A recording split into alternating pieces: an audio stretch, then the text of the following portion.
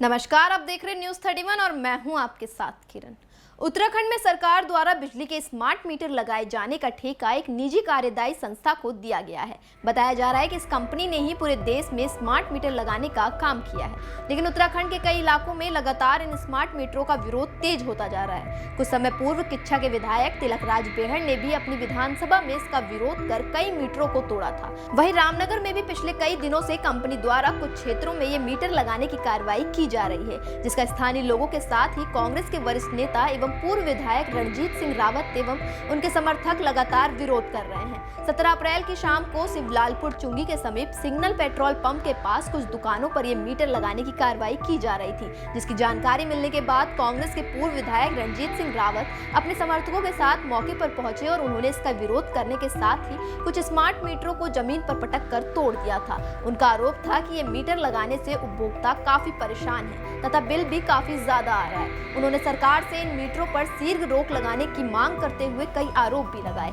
हालांकि मामले में रविवार को कोतवाली के वरिष्ठ निरीक्षक मोहम्मद यूनुस ने बताया कि इस मामले में विद्युत परीक्षण प्रयोगशाला रामनगर के अपर अभियंता चंद्रलाल द्वारा दी गई तहसील के आधार पर पूर्व विधायक रणजीत सिंह रावत एवं उनके समर्थकों पर मौके पर हंगामा करने के साथ ही विभागीय कार्रवाई संस्था के साथ सरकारी कार्य में बाधा डाल धक्का मुक्की कर मारपीट करने का आरोप लगाते हुए 5 स्मार्ट विद्युत मीटर को क्षतिग्रस्त कर मौके से ड्रिल मशीन और उसकी 2 बैटरियां गायब होने का आरोप लगाया है। उन्होंने बताया कि इस मामले में कांग्रेस के पूर्व विधायक रणजीत सिंह रावत एवं उनके समर्थकों के खिलाफ सरकारी कार्य में बाधा डालने सहित विभिन्न धाराओं में मुकदमा दर्ज कर मामले की जांच शुरू कर दी गई है। मैं कहना चाहता हूं, देश के प्रधानमंत्री मोदी अपने मित्र अडानी को फ़ायदा पहुंचाने के लिए स्मार्ट मीटर को लगवा रहे हैं। 140 करोड़ की हमारी आबादी है, 4 लोगों का हम परिवार मानते हैं। अगर 35 करोड़ मीटर भी आप घरेलू मानते हैं, औरों को छोड़ दीजिए, व्यावसायिक को, वाणिज्यिक को, औद्योगिक मीटरों को छोड़ दीजिए, और जो लोगों के पास 2-3 जगह घर है उनको भी छोड़ दीजिए। 35 करोड़ भी अगर उपभोक्ता हैं तो 10,000 भी एक मीटर पर अगर कमाएगा, 25,000 इसकी कीमत है जो भविष्य में जुड़ेगी। अभी तक सरकार अधिकारी ये नहीं बता रहे हैं कि इसकी कोई कीमत जुड़ेगी। निजगार को इतने हुए हैं तो बताएं ना, बयान दें कि इसका कोई पैसा नहीं लिया जाएगा।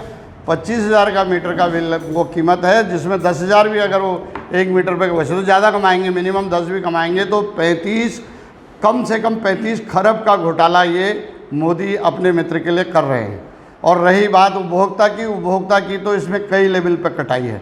आज ही मैंने अभी एक बिल आपको भेज रहा हूँ, गंगोत्री बिहार रामनगर में 47,90,000 का करीब का एक बिल एक उपभोक्ता आया है, जिसके बाद उसके मीटर को उखाड़ करके उसकी जगह पुराना मीटर लगा दिया गया है और नया बिल अभी तक उसको जनरेट करके नहीं दिया गया है।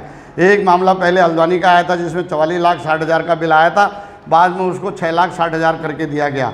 हम कहना चाहते हैं कि अगर बिल 10-5 हज़ार बढ़ के आया होता, 2-4 हज़ार बढ़ के आया होता तो उपभोक्ता कुछ कहता ही नहीं है। तो हज़ारों गुना बढ़ के आ रहे हैं, लाखों गुना बढ़ के आ रहे हैं, तो तब आदमी चिल्ला रहा है।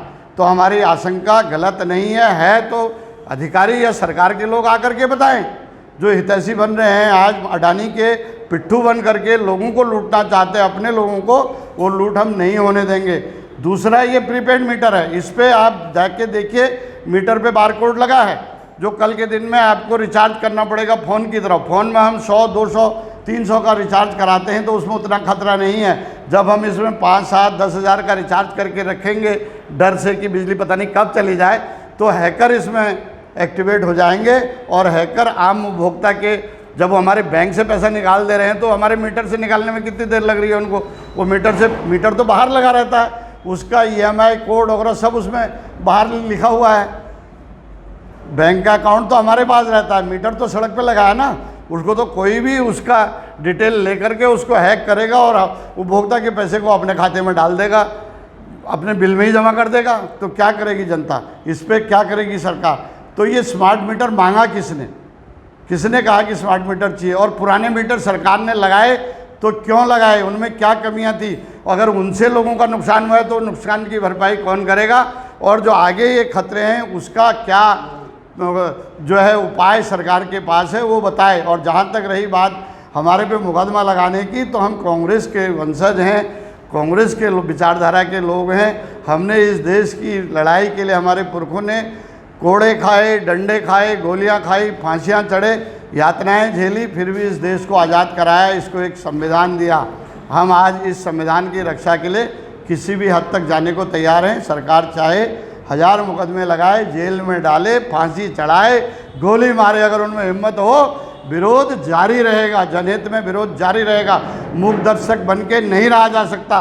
मैं कल ही 2-3 शादियों में शाम को गया था, तो सब जगह लोगों ने मुझसे कहा कि आपने अच्छा काम किया, हम डर के मारे कर नहीं पा रहे हैं और ये मीटर नहीं लगना चाहिए, तो हम इसको नहीं लगने देंगे। हल्द्वानी में पहली बार एक ऐसी दुकान जो खुली रहे 24/7, हर वक्त ग्रोसरीज, स्नैक्स और जरूरी सामान के लिए आइए माई शॉप पर, जो खुली है ठंडी सड़क में कृष्णा हॉस्पिटल के पास।